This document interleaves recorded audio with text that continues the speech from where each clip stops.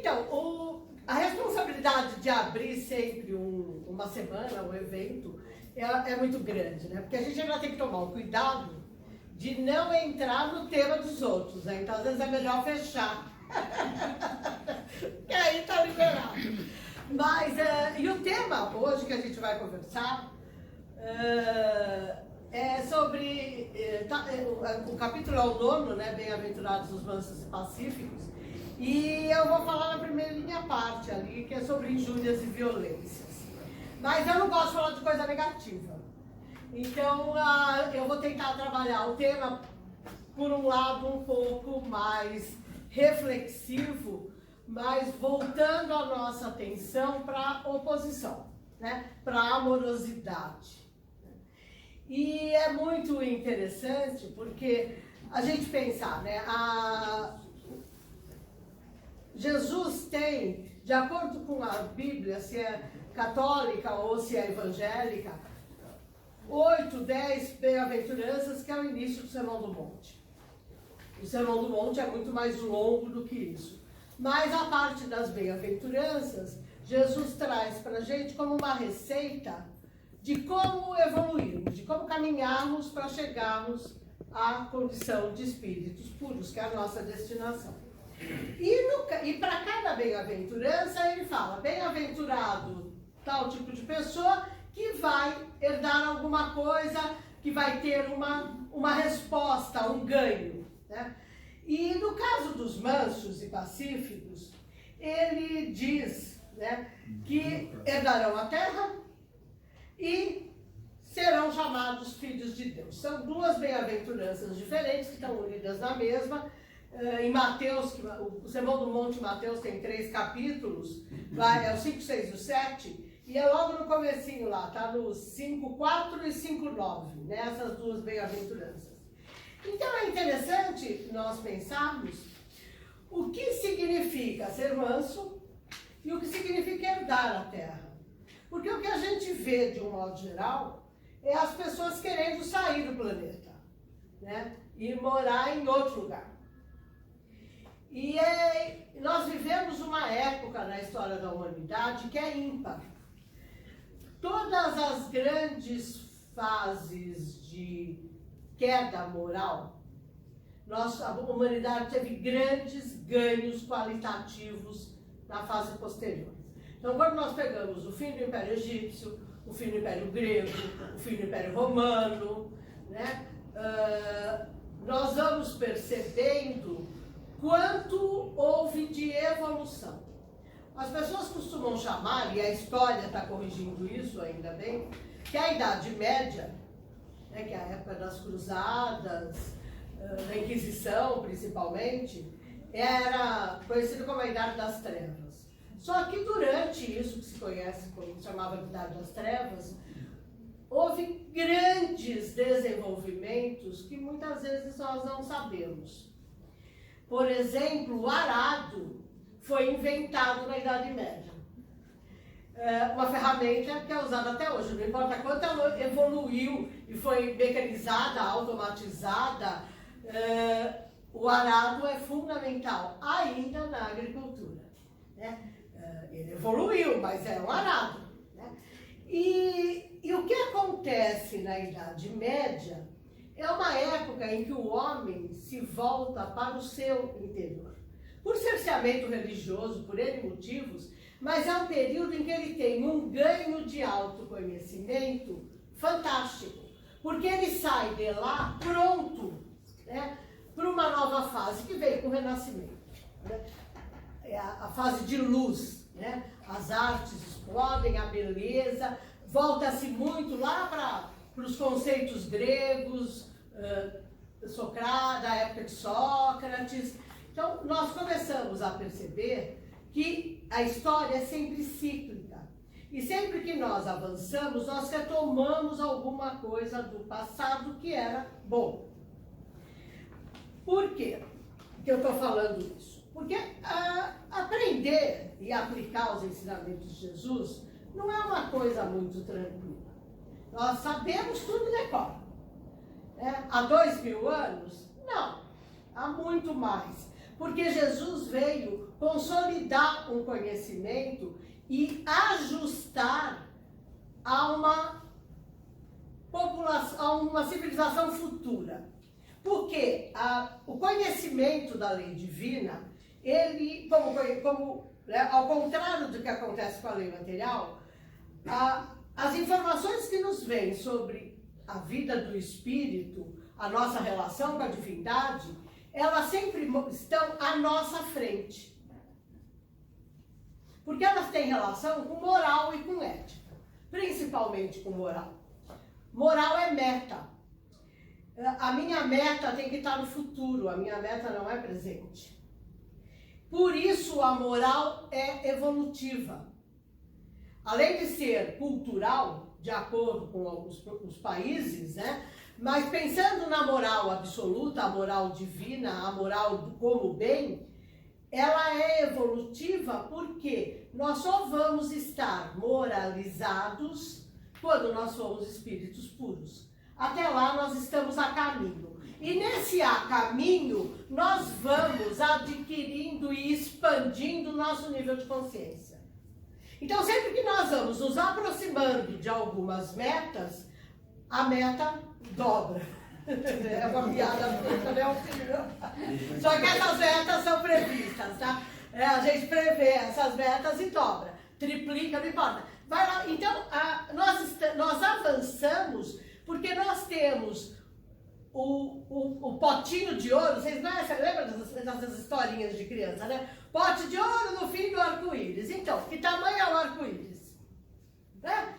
É o futuro, é a tua meta. Só que esse pote de ouro, pro ursinho é um pote de mel, né? Não importa do que seja, ele não é real, ele é a nossa condição, são as nossas conquistas espirituais que estão naquele ponto. Quando nós vamos chegar lá, as nossas metas. E é pela primeira vez na história da humanidade que nós temos o planeta todo vivendo um mesmo movimento de revisão. Né? Vocês vão falar assim, não, o movimento não é de revisão. Depende de como olha. Tudo está no ponto de vista de quem olha, do observador. O mundo está um horror, então será? Porque se ele está um horror e eu estou reclamando, eu estou fazendo o que nesse processo? Ajudando a melhorar ou ajudando a piorar? Olha, eu não vou falar ajudando a manter na mesma situação, porque nada é estabilizado. Tá? Importante. Cada vez que eu reclamo, eu contribuo para piorar. Cada vez que eu consigo ficar de boca fechada, eu já dou uma ajudadinha. Agora, se eu começar a olhar o que é bom, eu realmente vou interferir. Ah, mas eu vou afetar quantas pessoas? Não pense assim. Vamos pensar se nós estamos nos afetando. Porque se eu melhorar o meu mundo interior e o meu olhar sobre o mundo à minha volta muda e as pessoas vão perceber isso. Eu tenho até caras. Só para eu não... 40. Tá, você sabe que eu sempre estouro, né? Então só para ter algum controle. Né? Então, isso é interessante porque vocês vão falar assim, o que isso tem a ver com injúria, com violência?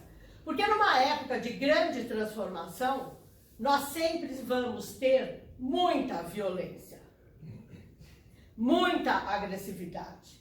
Quando eu falo do fim do Império Grego, do Império Egípcio, do Império Grego, do Império Romano, eu estou falando de épocas de invasão, de morticínio, de batalha, de escravidão. Hoje nós conseguimos ter todos os países com os mesmos problemas, além de uma guerra. Uma guerra de fato. Mas nós temos a guerra do tráfico, a guerra da TV a cabo, a guerra, né? E a nossa guerra pessoal, porque as pessoas adoram falar, né? Que viver é uma batalha. Não, para mim viver não é uma batalha. Porque se eu pensar que é uma batalha, eu já não estou trabalhando a amorosidade. Eu estou fortalecendo a violência. Se eu não mudar o meu olhar, eu vou continuar fortalecendo um mundo de desequilíbrio. Ah, mas lá na frente não vai ter um ganho qualitativo? Então, para os mansos, para os pacificadores. E ninguém pacifica falando que tem que matar um leão todo dia, que o chefe é o inferno, que não sei o quê, que esse trânsito dessa cidade é um horror.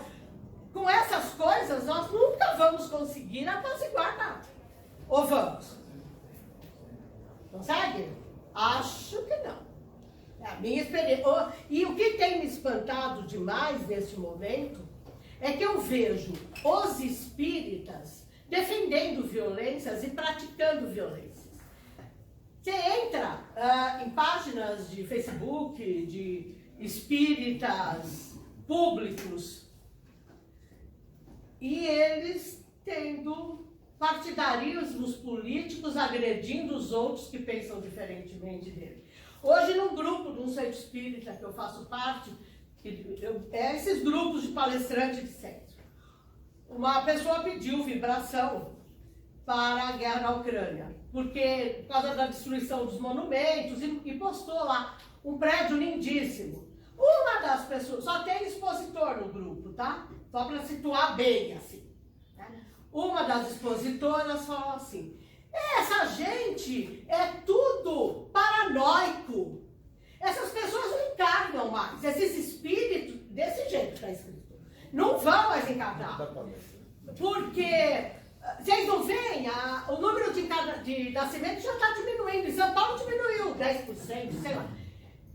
Eu não consigo rir quando eu vejo pessoas que fazem o mesmo trabalho que eu ter esse comportamento público. Não que interiormente eu também não tenha as minhas revoltas, eu não sou pura, não sou perfeita. Mas eu tenho a obrigação de tentar trabalhar o apaziguamento. Pelo menos o acolhimento. E aí é claro que eu me manifestei. Com muita educação e gentileza. Mas falei que ninguém deixa de desencarnar porque a encarnação explica a justiça divina e promove a evolução. Eu entendi o que ela estava falando. Ela estava falando que eles não iam mais encarnar na Terra. Só que ela não escreveu isso. Então, a partir do momento que você não escreve, eu não tenho que entender. É isso? Não é isso? Porque nós precisamos aprender a nos comunicarmos. Porque muitas vezes eu não me comunico direito e digo que o outro não entendeu. Não. A responsabilidade da comunicação é minha, não é de vocês. Se você não fizer, não for clara o suficiente para vocês entenderem a minha mensagem, o problema não é de vocês, é meu. Então, ou eu ajusto a minha linguagem, ou eu não vou conseguir me comunicar. E aí eu falei mais várias coisas, e falei que o número de nascimentos estava diminuindo por hedonismo, por sexolatria e por egoísmo. E falei que, na verdade, a gente precisava estar atento, que todos somos criminosos. E que existe um texto no Evangelho segundo o Espiritismo sobre a caridade para com os criminosos. Não sei se a pessoa leu, com certeza ela não gostou. Né? Mas nós temos que estar, porque isso é violência. A hora que eu chamo alguém de paranoico, a hora que eu chamo alguém de paranoico, eu estou sendo o quê? Julgador. Hã? Julgador. Não, mais do que isso. Não, julgar nós julgamos sempre. Grosseiro, estúpido, faltando com a fraternidade. E estou falando de pessoas que eu não conheço. E será que eu não estou sendo tão paranoica quanto eles? Sim. Se eu estou chamando de paranoico alguém que eu não conheço, eu sou o quê? Eu deduzo, estava comentando o Jailson foi me pegar no metrô, eu estava brincando, ele falou, né, que Jesus, esse texto bate pesado, porque ele fala assim, não fale raca, né, pro seu irmão, nem chame de louco, porque louco naquela época era uma grande ofensa. Eu brinco com as pessoas, que eu não, porque muita gente me acha uma louca, eu falo que eu sou louca, mas não insana, porque tem uma diferença fundamental. Quando falo assim pra mim que eu sou agitada, fica calma. Eu falo assim, olha, quem é calmo é quem é nervoso. Não fique nervosa, tá? Quem é nervoso é doente, toma remédio. Eu ainda não estou nervosa. Eu só estou irritada, eu sou agitada, ué. Não é? Porque é muito fácil. Porque julgar, a gente julga sempre. Não tem como. A hora que me apresentaram aqui, eu fui julgada. O julgamento não é pro bem ou pro mal, não é só pro mal. Julgar é emitir parecer, é dar opinião sobre alguém. Isso é julgar, é criticar. O nosso problema qual é? Nós executamos a sentença e não damos à pessoa a possibilidade dela mudar e nem de nós estarmos enganados. Então, julgar é o de menos, né? Porque nós vamos muito além do julgamento. É por isso que Jesus falou, com o peso que você julgar, você vai ser julgado. Porque o adjetivo que você der para o outro serve para você. Ou nós não somos, não nos reunimos por simpatia e afinidade, por semelhanças. Eu não sirvo para conviver com uma pessoa boa. Porque a hora que eu quiser falar mal de alguém, ela vai falar para mim, agora não é hora, não pode. Né? A hora, não é verdade? Ninguém não quer falar mal de ninguém? Claro que fala, gente. Nós vivemos um mundo de provas e expiações. Nós somos iguais na condição evolutiva em que estamos, que é caminhando para mudarmos e vivendo uma fase única do planeta. Ter encarnado nesta época é um prêmio. Vocês vão falar assim, nossa, E é o prêmio mais maravilhoso que nós podíamos... E eu não sou poliana, não é? Não tem nenhuma poliana aqui, desculpa, né? Não é o mundo da Barbie, não é o mundo cor-de-rosa, né? É que poliana é uma historinha de uma menina, né? Uma historinha de infância, né? E eu conheço, inclusive, gente que chama poliana, eu falo, tem que tomar cuidado quando fala isso. Porque eu conheço algumas polianas bem rabugentas, aliás. Não são tão polianas assim.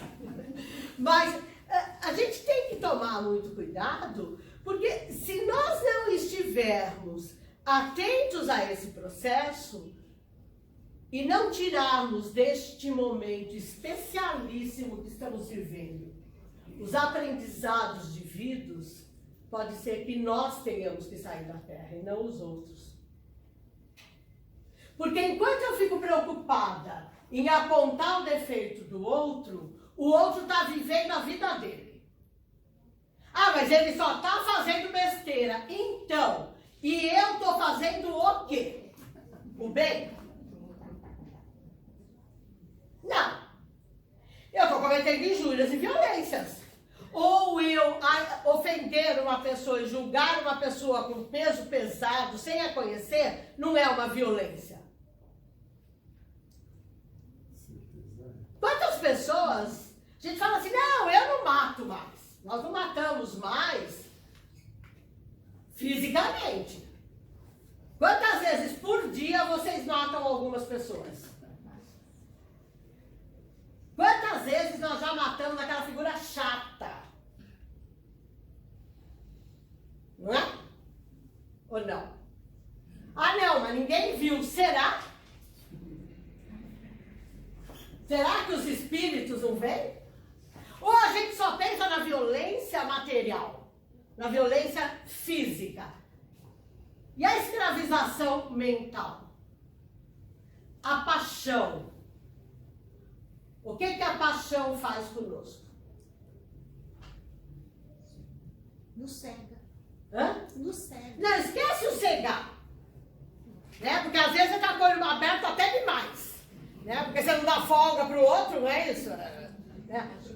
Vê problema em tudo, ou seja, você vira um obsessor da pessoa. A paixão nos torna obsessivos. Desequilibrado. A paixão não é equilibrada. Sem contar a descarga de... Adrenalina. Não só adrenalina, mas de uma série de outros hormônios que nós jogamos no nosso corpo, que podem... Adrenalina mata. Esporte radical é suicídio. Não queiram arranjar desculpa para isso. Porque o que existe no esporte radical... mas eu adoro fazer o rapel. Pode continuar fazendo. Só saiba, né? Esse final de semana desencanou um piloto de Fórmula 1 num treino, numa corrida, não sei mais. Desculpa, gente. Se eu, que sou diabética, tenho pressão limítrofe lá, bateu no 14, não sou magra, sou suicida porque eu como doce, eu tenho uma vida desregrada, eu durmo pouco, eu trabalho muito. Quem pratica esporte radical é muito pior do que eu. Não, é igual. O problema é que a gente acha que o outro está numa condição pior que a nossa. Se ele estivesse numa condição pior, ele não estaria neste planeta conosco, neste momento. Então nós temos que pensar na violência física contra o outro, na violência moral contra o outro, na violência espiritual contra o outro, mas antes de tudo isso, em todas essas violências contra nós mesmos. Porque se eu não me entender como violenta comigo mesma, eu nunca vou deixar de ser violento para com o outro. Porque eu não treinei. Eu sou o tubo de ensaio da minha vida em sociedade. Então, eu que vou medir em mim para saber como eu tenho que agir. Eu, durante muito tempo, quando eu era mal atendida numa loja, eu criava o maior caso. E falava para a pessoa, falava assim: você vai ser mal atendida como você está me atendendo. Hoje eu mudei. Primeiro eu elogio quem me atende bem. E quando me atendem mal, eu continuo reclamando, mas eu falo para a pessoa: você com certeza está me atendendo como você gosta de ser atendida.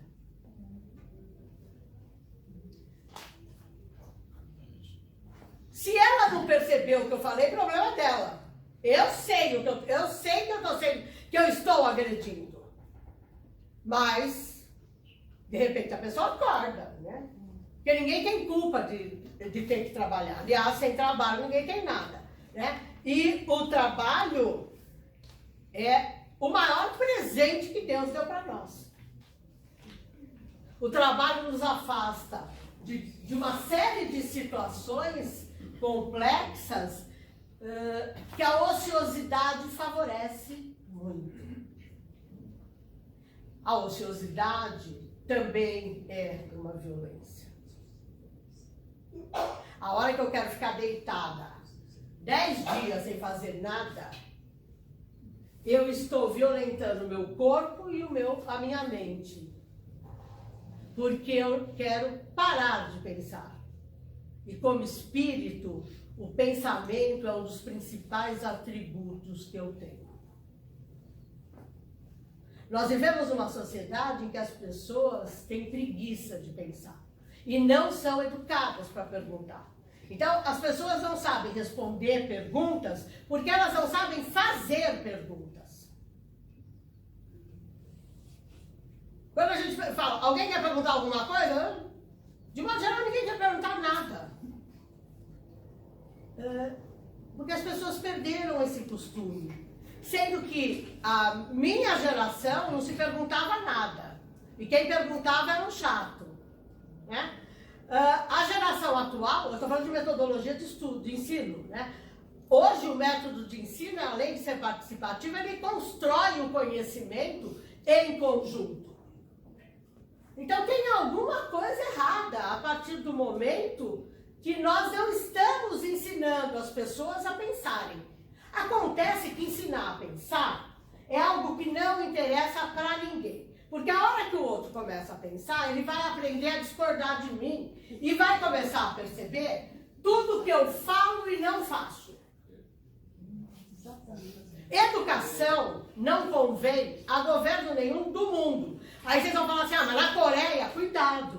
O pessoal na Coreia vive vigiado 24 horas por dia. A vida não é a maravilha que nós vemos aqui à distância. Põe teu filho para estudar lá, você vai ver. Leva teu filho para estudar na Coreia. Verdade. Mas o que é pior? Todo extremo é ruim. Nós não temos que pensar no que é pior, nós temos que pensar no que é melhor. Então o que é melhor? Educar em casa ou não? A família tem educado as pessoas atualmente? Não, deixa a escola educar. Hã? Oi? Oi? Na pandemia, vamos ao Imagina! A família não queria educar, não. Desculpa. Claro que não. Desculpa, gente. Ninguém Cuidado quer com assumir essa isso. responsabilidade. Eu ouvi uma mãe falando na televisão, 10 dias de pandemia, agora eu estou entendendo que realmente o professor ganha pouco. Então, é isso. Porque não se educa mais. A gente dá o celular, a gente faz chantagem. Você ficar quietinho, eu te levo comer sorvete. 2 problemas seríssimos. Você está fazendo chantagem com 2 coisas erradas. O doce. A gordura, não vou nem no doce. Gordura saturada. A gordura. Sorvete é gordura pura. É bom, mas... Eu não gosto, eu gosto de sorvete, porque o sorvete pra mim é só de palito. Essas caixas de sorvete não me atraem. Mas é que eu sou chata, mas eu adoro quindinho, então não tem problema nenhum. Eu tô falando assim, eu não estou dizendo que eu não como doce, né? Senão eu não seria diabética. Mas é muito interessante isso, porque a gente vê que nós estamos lidando de uma forma como nós não fomos criados. Aí fala assim, mas claro, todo mundo busca, né, mudar a criação que recebeu. Só que até então ninguém tinha conseguido. Eu não tenho filhos, mas eu sempre brinquei com minhas primas, com minhas amigas. Então, você pede pro teu filho não fazer tudo que sua mãe pedia para você não fazer e você não gostava. Não é assim?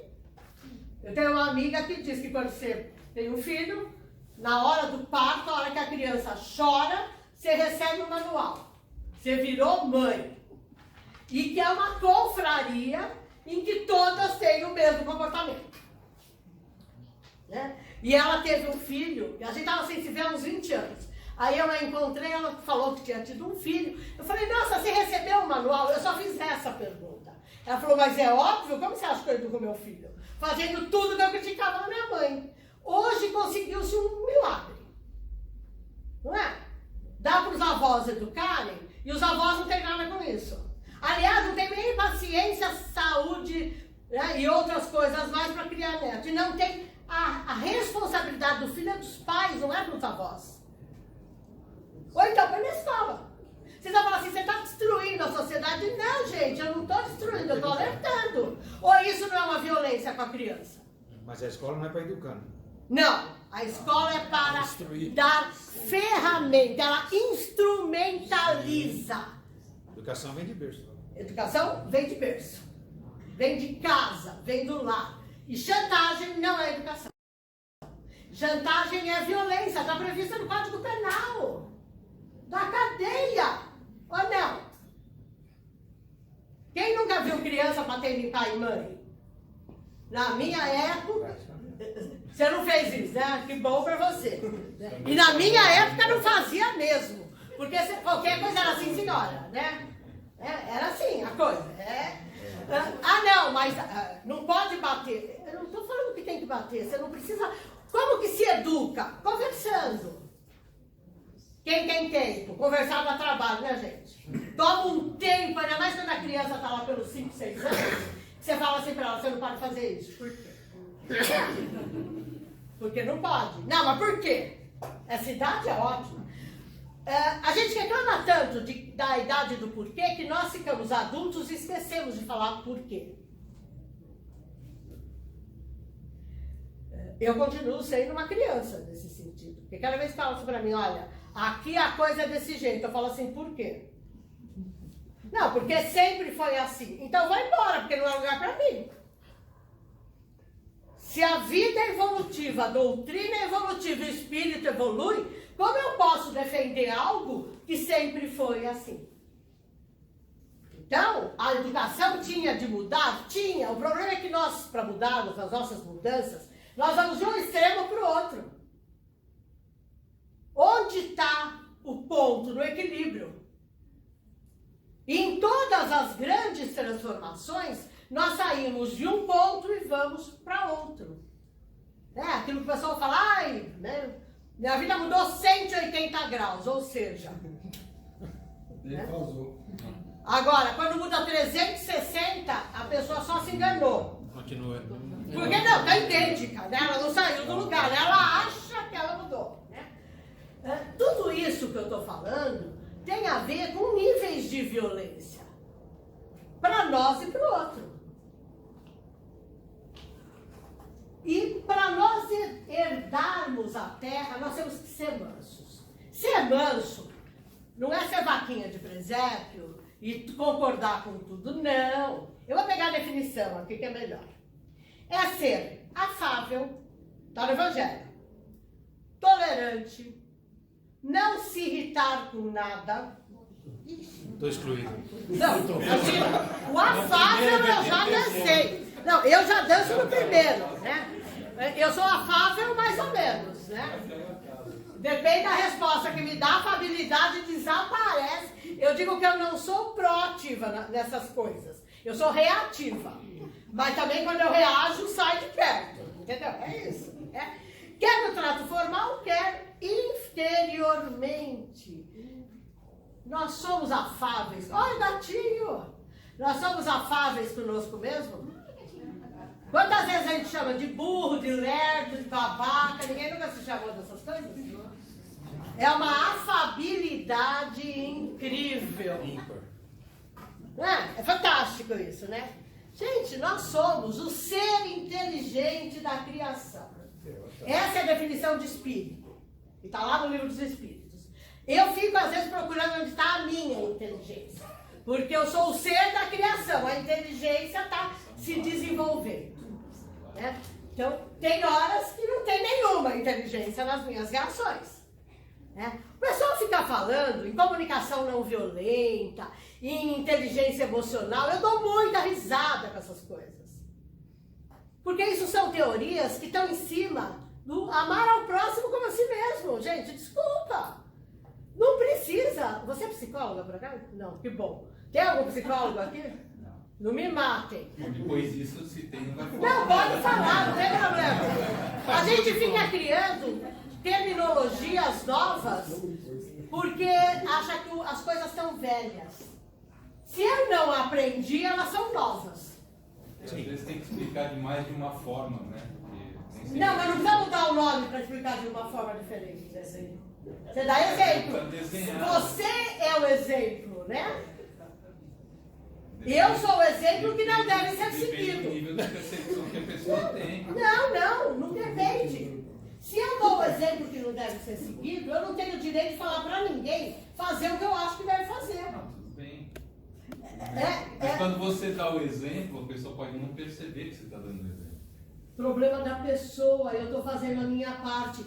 O esquema é que a gente quer convencer o outro.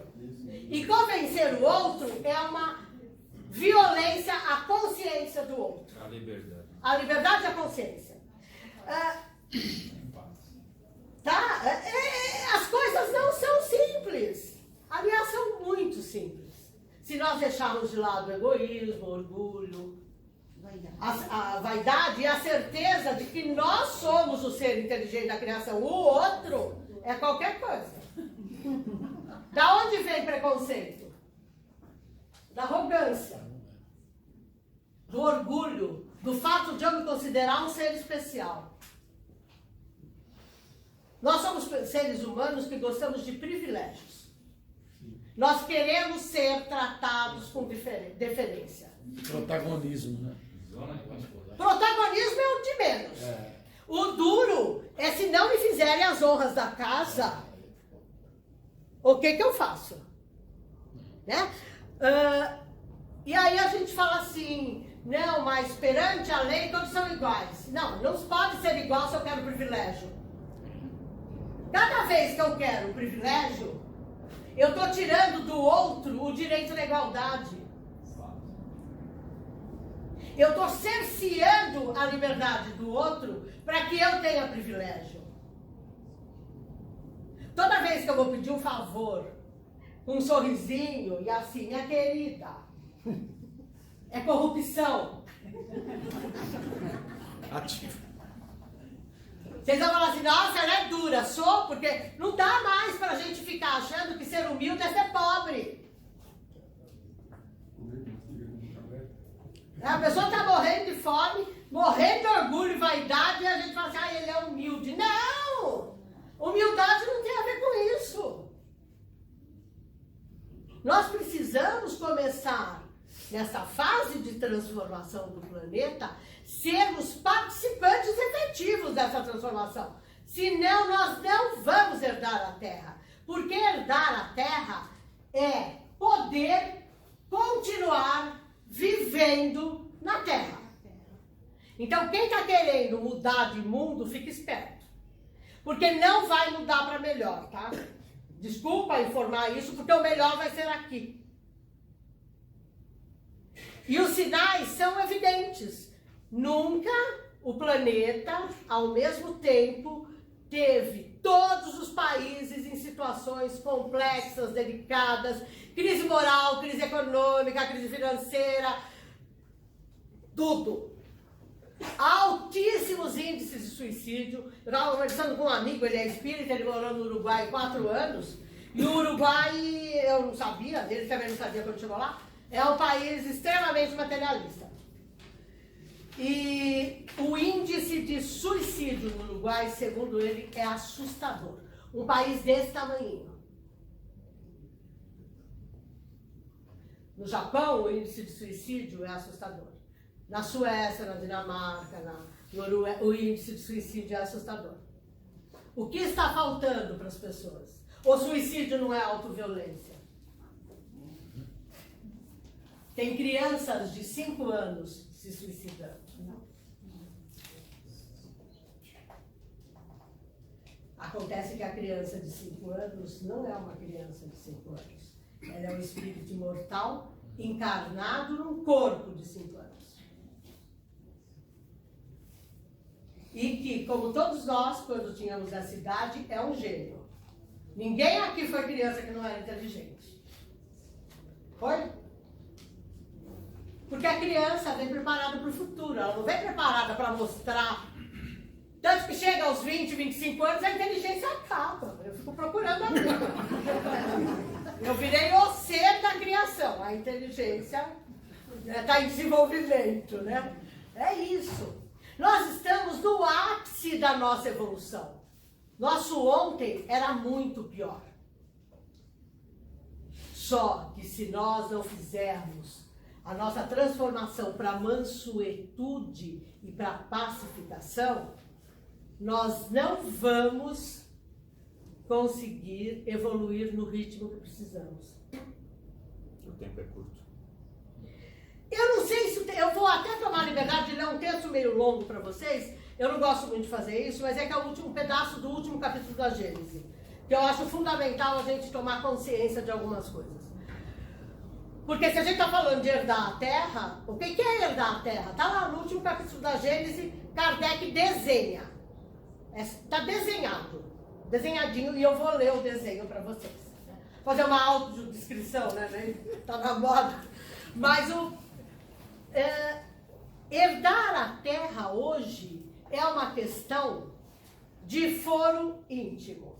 Entre eu querer ser mais um aqui ou virar pintura rupestre num outro planeta. Está ligado à importância que eu me dou. Se eu não começar a olhar para o mundo e entender por que eu encarnei neste país, neste momento, eu não vou fazer os aprendizados que eu preciso fazer. Por que será que eu nasci num país onde todo mundo quer ter privilégio, todo mundo dá jeitinho, a corrupção corre solta, a justiça, ora a justiça, não é assim? Por que será? Porque eu não tenho nenhuma afinidade com isso? Não fez nada disso? A lei divina errou, porque eu não mereço estar aqui. Não precisa, obrigado. Não bebo água, estou falando, desculpa. Obrigado, eu agradeço, mas não bebo, porque ainda não dá muito certo. Mas a lei divina errou. Como que a inteligência suprema, a causa primária, foi me colocar nesse país? Será que eu já olhei para mim, para ver quais são as minhas... Afinidades. Hã? Afinidades. Ou dificuldades a serem trabalhadas. Fica mais simpático, né? Pra ser melhor lapidada, né? Não é? Porque se eu critico quem faz, será que eu venci? Não, na realidade você simplesmente achou nele aquilo que você já tem dentro. Então, de você. mas é que você fala assim, mas eu não faço mais isso. Você não faz ou você não teve oportunidade? Então, Para mim é simples. Eu digo assim que todo mundo tem um preço. No meu ainda não chegaram. Posso falar de boca cheia. Mas pode não ser dinheiro. Tem um monte. A gente fala no espiritismo que a mediunidade, né, não deve ser paga. É isso? Aí eu lanço um livro, trago 50 livros aqui na porta, vendo para vocês e dou só 2% para casa, se muito. E levo o resto. Mas digo que vou dar numa obra assistencial ou que é para eu imprimir mais livro.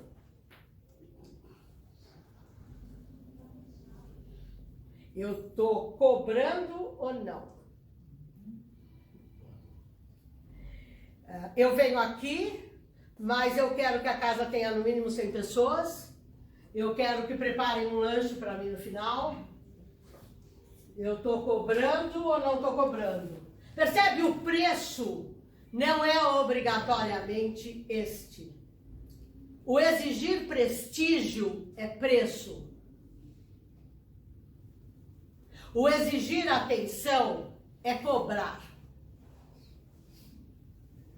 Então, temos de estar atentos.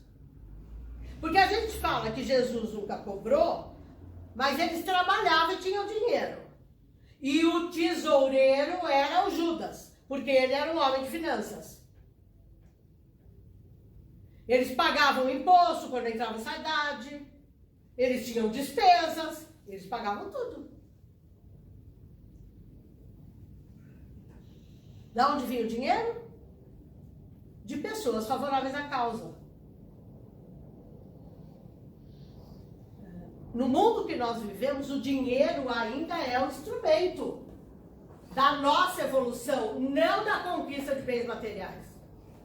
Não que eu não possa conquistar. Deixa eu arrumar o pensamento aqui, né? Eu posso conquistar tudo, desde que eu não prejudique ninguém.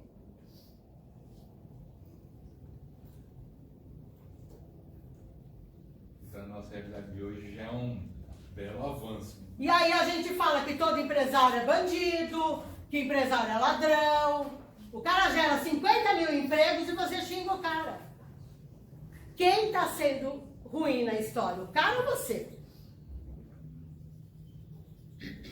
Porque ele pode até ser um péssimo patrão, mas tem pessoas estudando e vivendo do dinheiro que ele paga. Ele promove muito mais desenvolvimento que eu. Por isso que eu falei que o problema não é só julgar. O problema é a consequência desse julgamento para onde caminha. Então vamos lá, né? Vamos herdar a Terra. Kardec volta a esse assunto no último capítulo da Gênese. Vocês têm ainda, eu preciso falar um pouco mais de violência e... Acho que não, né? De injúria, acho que não precisa, né, gente?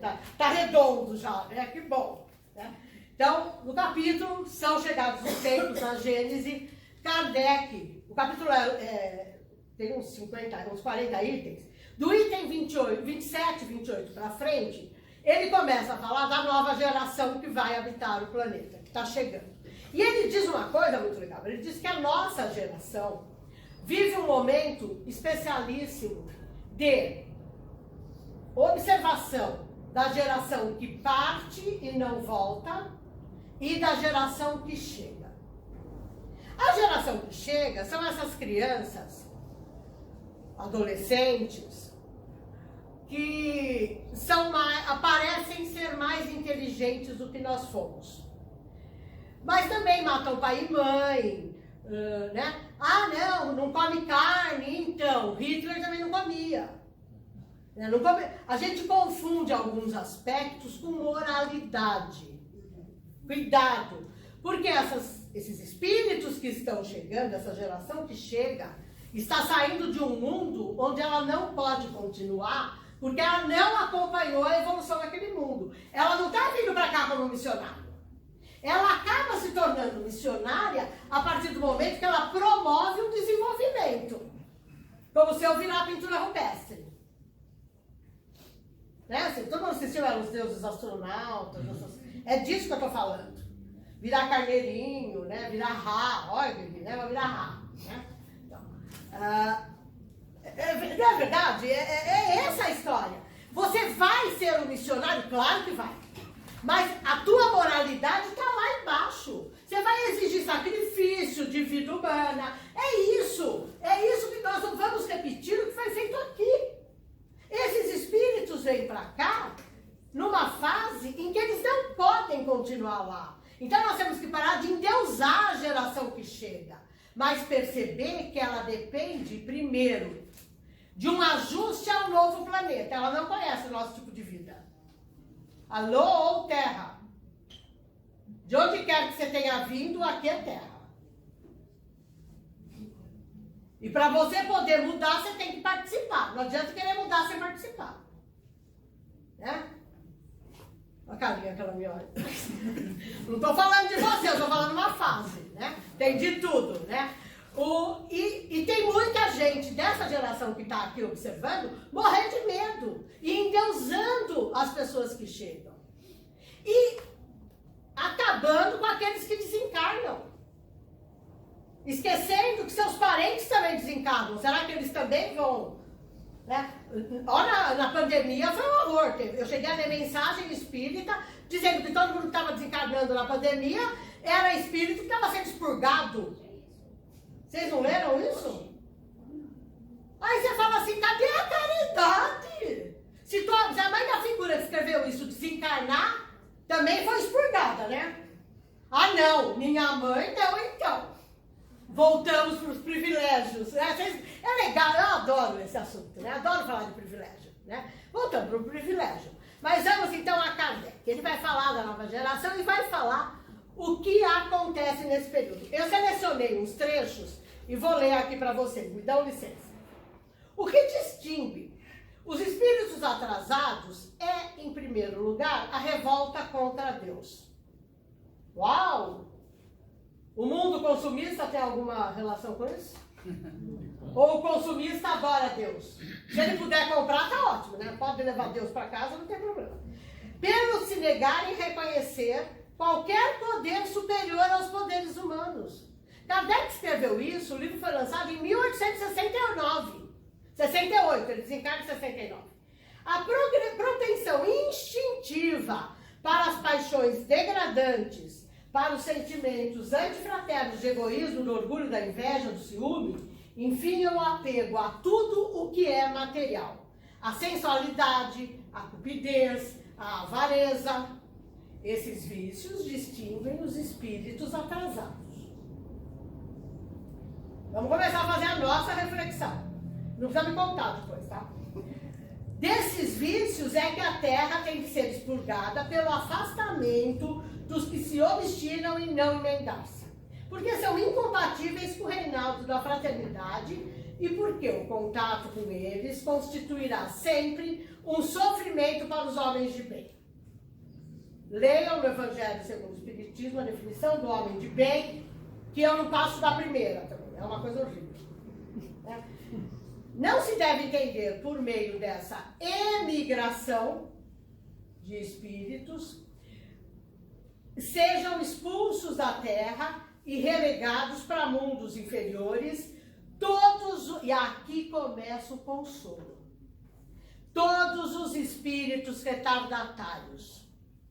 Muitos, ao contrário, aqui na Terra aí voltarão, porquanto muitos há que os são inferiores, porque cederam ao arrastamento das circunstâncias e do exemplo. Então, cada vez que eu tento levar vantagem, eu posso estar arrastando outras pessoas para a mesma condição que eu. Quem vai responder por isso? Eles ou eu? Eu que digo que tenho consciência desperta. Eles não têm, para eles não tem problema nenhum. Nesses, a casca é pior do que o cérebro. Ou seja, eles se fazem de conta que são maus, porque eles não sabem diferenciar. Uma vez subtraídos à influência da matéria e dos prejuízos do mundo corporal, eles, em sua maioria, ou seja, eles desencarnam, vão para o plano espiritual e passam a ver as coisas de maneira diferente de como viam quando estavam encarnados. E eles podem reencarnar dentro de uma nova visão, com um novo comportamento, num novo meio em que eles não estão mais tão sujeitos àquelas situações. Porque o mundo regenerado não é um mundo onde o mal desaparece. O mal só desaparece da vida do espírito quando ele se torna espírito puro. O que acontece é que o mal vai se depurando, ele vai sumindo. Então eu falo assim, ó, se hoje a Terra, mundo de provas e expiações, nós temos mais mal do que bem. Então, eu gosto de fazer uma conta de padeiro, né, do português da padaria, que era meu bisavô alemão, mas não faz mal. Ele tinha uma padaria. Então, é assim, tá, se metade é 50%, para ter maioria, pode ser 49,5% a 50,5%. Então, a maledicência vai existir? Vai sim. Nós vamos poder contar o fofoca, não tem problema nenhum, né? Mas não vai mais destruir reputações sem motivo nenhum. Que depois você não reconstrói mais, por exemplo. Então, o mal permanece, é que o bem vai aparecer mais, né? Para isso, esses espíritos têm auxiliar os espíritos benévolos que por eles se interessam e se dão pressa em esclarecer-os e lhe mostrar. Então, quão falso era o caminho que seguiu. Nós mesmos, é Kardec falando, tá? Nós mesmos, pelas nossas preces e exortações, podemos concorrer para que eles se melhorem, visto que entre mortos e vivos há perpétua solidariedade. Se eu fico sabendo de um crime e meto a língua no criminoso, o que eu estou fazendo? Para quem eu tenho que fazer prece? Para o criminoso, gente, lê o Evangelho, né? Caridade para com os criminosos, né? É muito simples o modo porque se opera a transformação, sendo como se vê, todo ele de ordem moral. Aqui está a chave de todo o processo de renovação. As grandes partidas coletivas não têm por único fim ativar as saídas. Tem igualmente, ele está falando das desgraças, desastres, guerra, avião que cai, um monte de gente que morre afogado, é disso. Tá? Tem igualmente o de transformar mais rapidamente o espírito da massa, livrando-a das más influências, e o de dar maior ascendente às ideias novas, por estarem muitos, apesar de suas imperfeições, maduros para a transformação, é que muitos partem. Então eles partem porque eles estão prontos para serem transformados e voltarem com uma nova mentalidade depois de um tempo no plano espiritual, a fim de apenas se retemperarem em fonte mais pura. Enquanto se conservassem no mesmo meio e sobre as mesmas influências, persistiriam nas suas opiniões e nas suas maneiras de apreciar as coisas. Uma estada no mundo dos espíritos bastará para lhes descerrar os olhos. Por isso, aí vem o que não podiam ver na Terra. A regeneração, e aqui vem o ponto para mim que é top. Quem quiser ler o item 33. A regeneração da humanidade, portanto, não exige absolutamente a renovação integral dos espíritos. Basta uma modificação em suas disposições morais. Voltei para o começo da nossa conversa. Eu não vim aqui falar de injúria e violência. Eu vim falar de amorosidade e acolhimento. Porque sem isso eu não mudo a minha disposição moral. Mudar a disposição moral só exige atenção, gente. Não gasta dinheiro. Né? Não faz, é só... Vai falar mal, tá lá, fica quieto. E procura uma coisa bonita. Nem que seja uma flor, uma nuvem, sei lá. Olha pro esmalte, eu tô sem, né? Olha que cor linda que eu passei, né? Ah, mas é vaidade. Não, esquece, não tem problema. Veja o belo. Não lute, não brigue com você mesmo. Não diga que o mundo é um horror. Nós temos um planeta lindo. Lindo. Todo mundo tem um vasinho de planta em algum lugar para olhar. Olha a beleza, olha o belo. Isso é mudar a disposição moral. Em vez de chantagear seu filho, conversa. Ai, mas vai me tomar um tempo então. E quanto dinheiro e tempo quanto tempo você vai precisar para pagar a chantagem? Ou não? Não é? A chantagem fica cada vez mais cara, né? Uma balinha vai virando... né? A Kombi está lançando uma Kombi elétrica. Não sei se vocês estão sabendo. Eu estou babando. Custa 500 mil reais. Dá um retrocesso. Não, eu compro apartamento. Quer comprar uma Kombi? E outra, a autonomia não dá de 100 km, né? Assim, não dá, não tem bateria ainda para isso. Então, a gente pensa nessas coisas. Por que a gente não pensa na nossa capacidade de envolvimento no amor do planeta? Ah, mas eu não vou fazer nada. Tem uma historinha velha que todo mundo conhece, eu não vou contar porque eu já estou no tempo, que é do beija-flor na floresta com macaco. Então, quem não conhece, procura na internet, né? Tecnologia existe para isso. Também, né? Historinha do beija-flor na floresta apagando incêndio. Pronto, é fácil, tá bom? Meus amores, obrigada. Obrigada pela oportunidade.